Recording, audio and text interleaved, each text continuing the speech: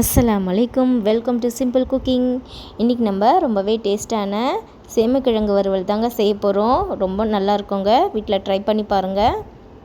இப்போ நான் சேமக்கிழங்கு செய்கிறதுக்கு 1/4 கிலோ சேமக்கிழங்கு எடுத்துக்கிட்டுங்க. இப்போ நம்ம அதை குக்கரில் போட்டு நல்லா கழுவி எடுத்துக்கலாம்.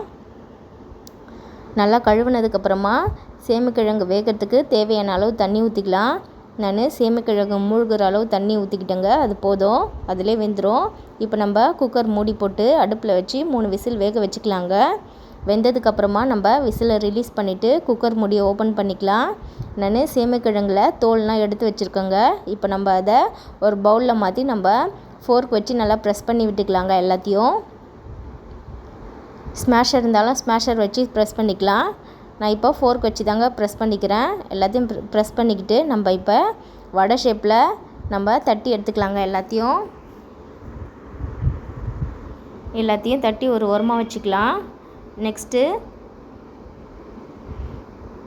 ஒரு பவுலில் 1/4 டீஸ்பூன் மஞ்சள் தூள் போட்டுக்கிட்டேன், 2 டீஸ்பூன் மிளகாய் தூள் போட்டுக்கிட்டேங்க, கூடவே 1 டீஸ்பூன் குழம்புத்தூள் போட்டுக்கிட்டேங்க. குழம்புத்தூள் போட்டு செஞ்சால் நல்லா இருக்குங்க, ட்ரை பண்ணி பாருங்கள்.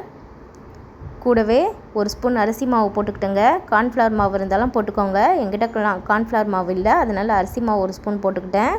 கூடவே 1/2 ஸ்பூன் உப்பு போட்டுக்கிட்டேங்க, தூள் உப்பு. இப்போ நம்ம அதை எல்லாத்தையும் கொஞ்சோண்டு தண்ணி ஊற்றி நல்லா மிக்ஸ் பண்ணி எடுத்துக்கலாம். நல்லா திக்காக மிக்ஸ் பண்ணிக்கோங்க. இந்த அளவு திக்னஸ் இருந்தால் போதுங்க. இப்போ நம்ம அடுப்பில் ஒரு பேன் வச்சுக்கலாம். பேன் காஞ்சதுக்கப்புறமா அதில் நம்ம ஆயில் ஊற்றிக்கலாங்க. ஆயில் நல்லா காஞ்சதுக்கப்புறமா நம்ம தட்டி வச்ச சேமக்கிழங்கை நம்ம மசாலாவில் போட்டு நல்லா பெரட்டி நம்ம வேக வச்சுக்கலாங்க.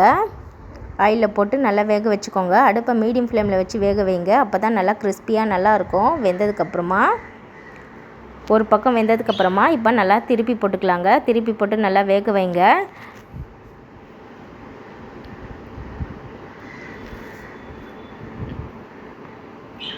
பாருங்கள், நல்லா வெந்துடுச்சு. அவ்வளோதாங்க, நம்மளுடைய கிறிஸ்பியான சேமக்கிழங்கு வறுவல் ரெடி ஆயிடுச்சுங்க. இதை வீட்டில் ட்ரை பண்ணி பாருங்கள். இந்த வீடியோ உங்களுக்கு பிடிச்சிருந்தா மறக்காமல் லைக் பண்ணுங்கள், ஷேர் பண்ணுங்கள், கமெண்ட் பண்ணுங்கள். நம்மளுடைய சேனலை சப்ஸ்கிரைப் பண்ணுங்கள் ஃப்ரெண்ட்ஸ்.